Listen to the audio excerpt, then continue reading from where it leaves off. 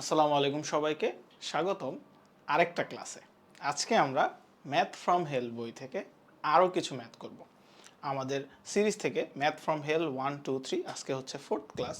তো আজকে আমরা ম্যাথ ফ্রম হেলের বই থেকে 15 নাম্বার ম্যাথটা শুরু করব। লাস্ট ক্লাস আমরা 14টা শেষ করেছিলাম। এই ম্যাথগুলো তোমাদের ঢাকা ইউনিভার্সিটির আইবি, জাহাঙ্গীরনগর আইবি এবং হচ্ছে বিইউপি প্লাস তোমাদের যে কোনো কম্পিটিটিভ এক্সামে যেখানে হচ্ছে ম্যাথ আছে অথবা প্রাইভেট ইউনিভার্সিটির জন্য যারা টার্গেট করতেছো তাদের জন্য এই ম্যাথগুলো খুবই গুরুত্বপূর্ণ। চলো কথা না বাড়িয়ে শুরু করি আজকের ক্লাসটা। আজকের প্রথম যে ম্যাথটা আছে সেই ম্যাথটা হচ্ছে একটু ট্রিকি একটা ম্যাথ। জাস্ট তোমাকে হচ্ছে কিছু জিনিস কনসিডারেশনে আনতে হবে। জাস্ট মাথা ঠান্ডা রেখে ম্যাথটা বুঝলেই তুমি ম্যাথটা পেরে যাবে। দেখো একটু খেয়াল করো। How many positive integers less than 30 are either a multiple of 2, বলতেছে কতগুলা পজিটিভ ইন্টিজার 30-এর কম কতগুলা পজিটিভ ইন্টিজার হতে পারে multiple of 2।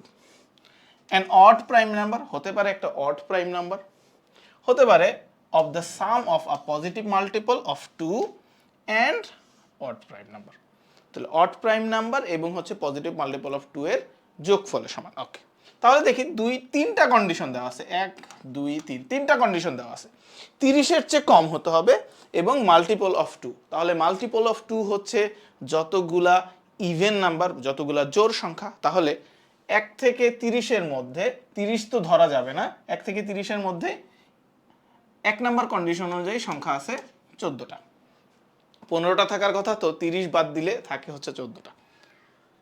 And odd prime number কোনগুলো? অড প্রাইম নাম্বার হচ্ছে তোমার 2 বাদে 3, 5, 7, 11, 13, 17, 19, 23, 29। 1, 2, 3, 4, 5, 6, 7, 8, 9, 9টা। তাহলে এই হলো 23টা। এখন দেখো বলতেছে কি, of the some of a positive multiple of 2 and an odd prime number. Positive multiple of 2 কোনগুলো একটু খেয়াল করো, দেখো মানে কোনগুলো এখানে আসবে।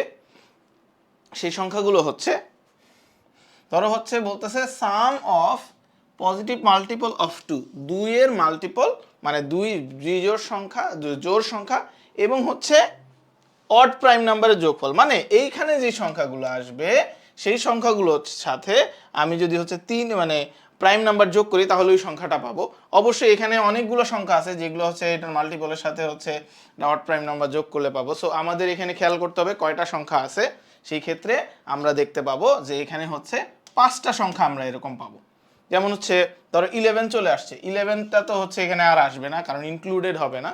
সো এখানে 5টা সংখ্যা, সো টোটাল হচ্ছে 28টা সংখ্যা,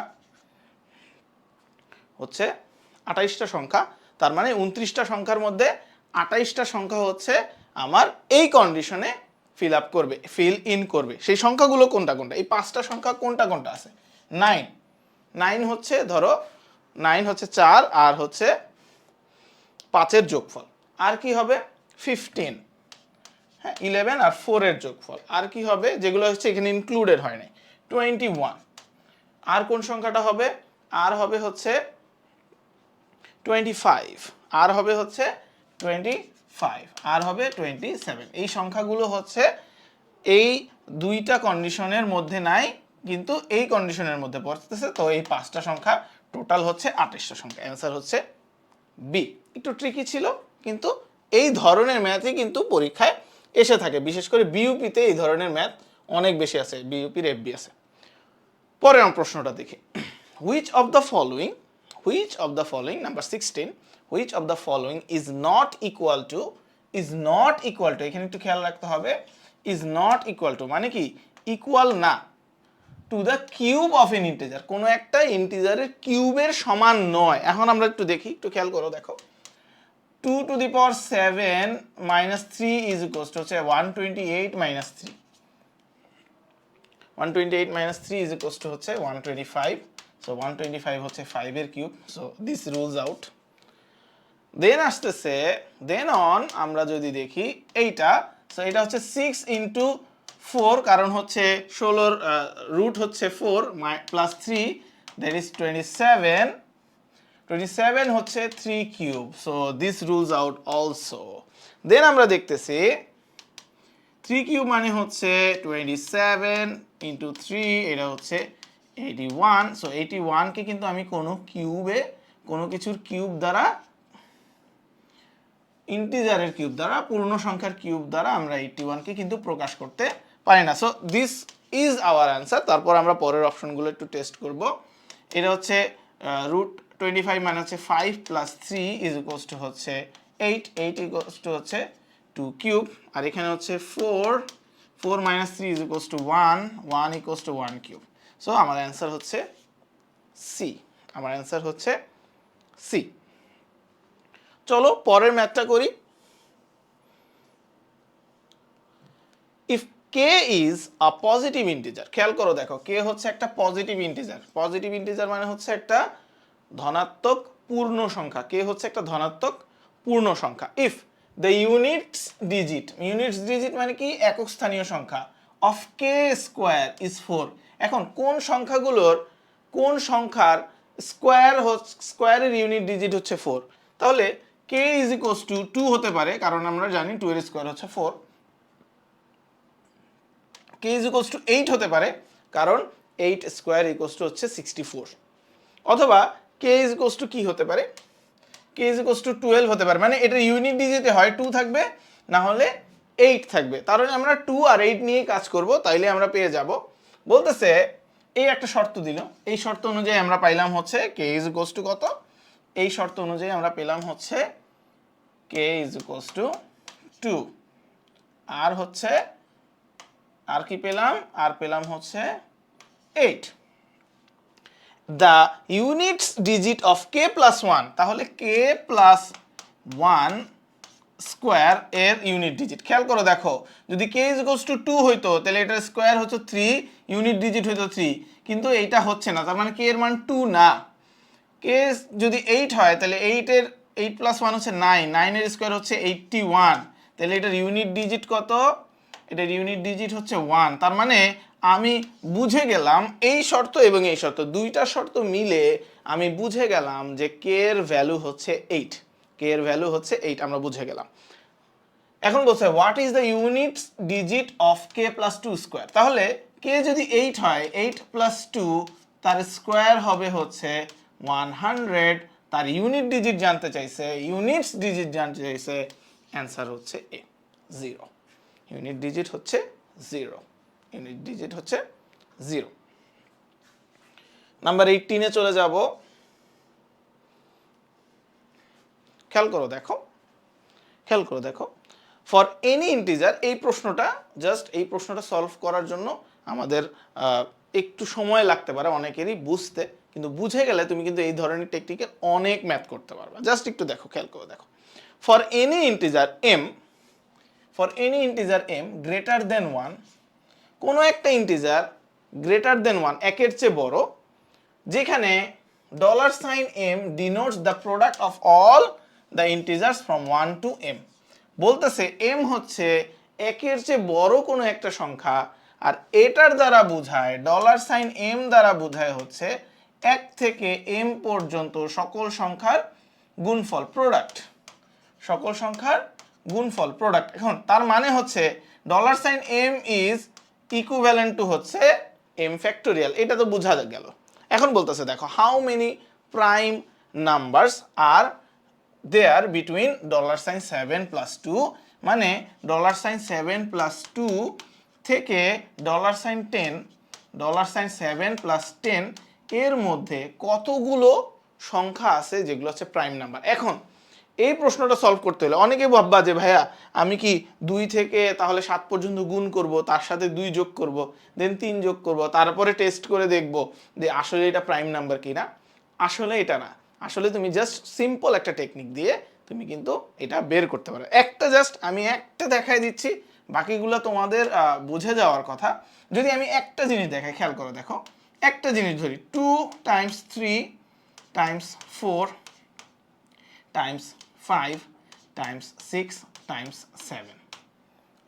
এটা যদি আমি ধরি +2, এটা হচ্ছে প্রথম সংখ্যাটা, এটা যদি আমি ধরি এখান থেকে আমি যদি 2 কমন নেই, তারপরে what ever that remains in here, এখানে যেটাই থাকুক না কেন এই সংখ্যাটা কিন্তু 2 দ্বারা ডিভিজেবল, 2 দ্বারা ডিভিজেবল।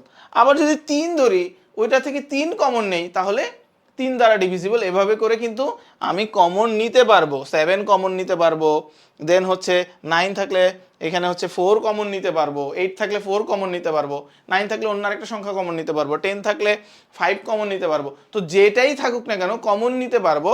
আর আমাদের প্রাইম নাম্বারের ডেফিনেশন হচ্ছে এমন একটা সংখ্যা যেই সংখ্যাটাকে ভাঙলে অন্য কোনো সংখ্যা পাওয়া যায় না, ওই সংখ্যাটা এবং 1 ছাড়া। তার মানে আমি বুঝতেছি এই সংখ্যা এবং এই সংখ্যার মধ্যে এমন কোনো সংখ্যা নাই যেটা প্রাইম নাম্বার। তার মানে অ্যান্সার হবে হচ্ছে নান, মানে এই সংখ্যাগুলোর মধ্যে কোনো প্রাইম নাম্বার নাই। আশা করি তোমরা বুঝতে পারছো।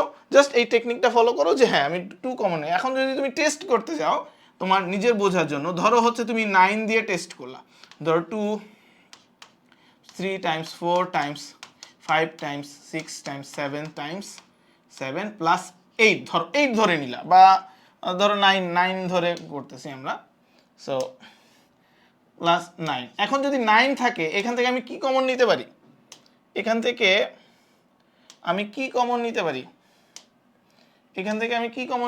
এখান থেকে আমি অবশ্যই 3 কমন নিতে পারি। এই যে 3 কমন চলে যাবে, ওকে। সো 3 কমন আমি কিন্তু নিতে পারি। তাহলে 3 কমন নেওয়া মানে হচ্ছে কি পুরো সংখ্যাটাকে 3 দ্বারা আমি ডিভিজিবল করতে পারবো, 3 দ্বারা ভাগ করতে পারবো। তার মানে it does not itself a prime number. Answer is none. চলে আসতেছি আজকের ক্লাসের লাস্ট ম্যাথে, একদম সহজ একটা ম্যাথ, জাস্ট হচ্ছে একটু ট্রিক্স। দেখো, খেয়াল করো, দেখো, when a is divided by d, মানে a হচ্ছে একটা সংখ্যা, এই সংখ্যাটাকে আমি d দ্বারা ডিভাইড করব, তাহলে কোশিয়েন্ট মানে কি ভাগফল হচ্ছে 11। ওকে, তাহলে আমি যাকে দিয়ে ভাগ করব ডিভাইজরের সাথে আমি যদি হচ্ছে ভাগফল গুণ করি, আর রিমাইন্ডার থাকবে হচ্ছে সি, রিমাইন্ডার যদি আমি যোগ করি তাহলে আমি পেয়ে যাব কি, যেই সংখ্যাটাকে আমি ভাগ করছিলাম, ডিভিডেন্ড মানে যাকে ভাগ করছিলাম। তাহলে এ বলছে কি which of the following expression is equals to A, তাহলে এ এর এক্সপ্রেশন কোনটা অলরেডি বের হয়ে গেছে, 11d plus C equals to A. Okay, তাহলে answer is C, C is our answer, যেখানে আমরা পাচ্ছি 11d প্লাস সি। ওকে, সো এই ছিল আজকের মতো ক্লাস। ইনশাল্লাহ তোমাদের সাথে দেখা হবে পরবর্তী ক্লাসে, যেখানে আমরা ম্যাথ ফ্রম হেল বই থেকে আরও কিছু ম্যাথ দেখব, যেগুলো হচ্ছে আমাদের ঢাকা ইউনিভার্সিটি আইবিএ সহ জাহাঙ্গীরনগর আইবিএ এবং বিইউপির জন্য গুরুত্বপূর্ণ। সবাই ভালো থাকো, সুস্থ থাকো, সবার সাথে দেখা হবে ইনশাল্লাহ পরবর্তী ক্লাসে। আল্লাহ হাফিজ।